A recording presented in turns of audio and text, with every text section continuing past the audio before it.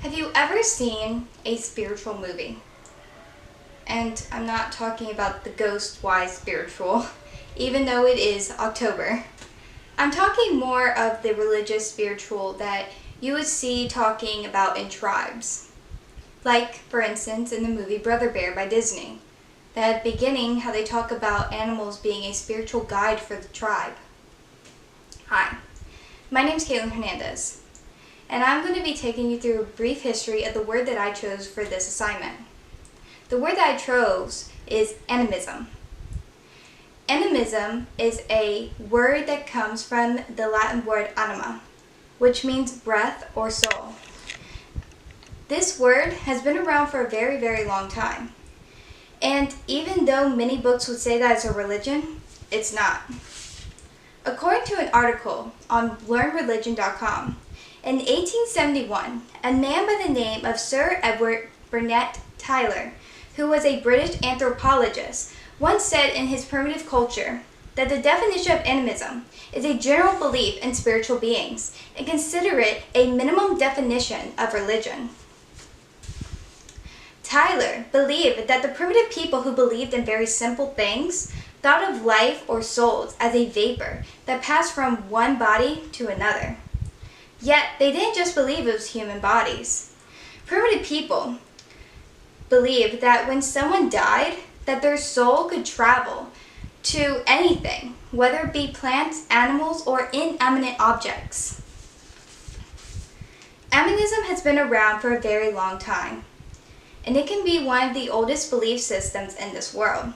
Anthropologists like Tylor dated animism back to the Stone Age. Isn't that awesome?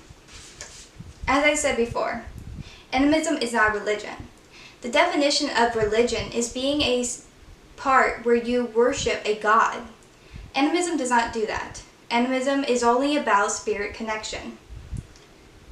Therefore, animism cannot be a religion, but religion can be animalistic. According to Britannia.com, one example of religion that has an animalistic belief is a Japanese Shinto folk religion. The religion of the Shinto talks about the beliefs in spiritual called kami, which inhabits all things, not just people. Another few examples that have to do with the religion with animalistic beliefs includes the indigenous Australian tribal communities who have a strong totemist tradition. They believe that the totem, which is usually a plant or animal, has supernatural powers. And another place, not so far from home, is the Intu people of North America. They believe that spirits can possess any entity, animate, inanimate, living, or dead.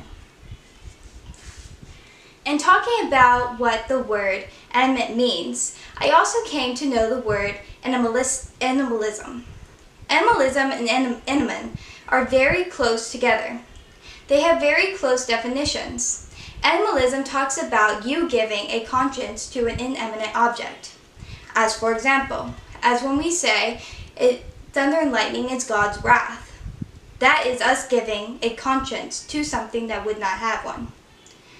These two are very similar, but also very far apart.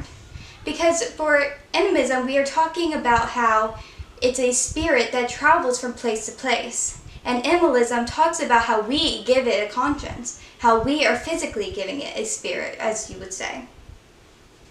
In summary, animalism comes from the Latin word anima, which means breath or soul. Animism believes that life or soul can travel like vapor from living to non-living, such as plants, animals, and inanimate objects.